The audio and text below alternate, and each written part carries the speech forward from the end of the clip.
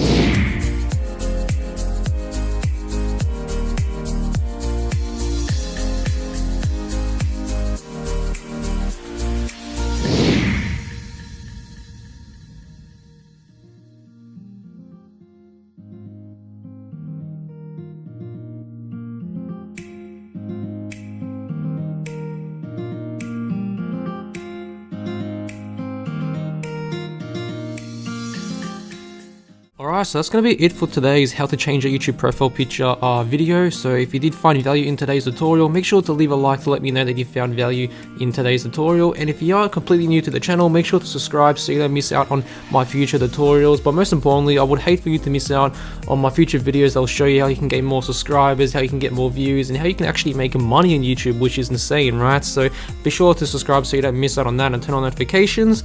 And comment down your opinion down below on what you would like to see on the channel, and if you like this video or not.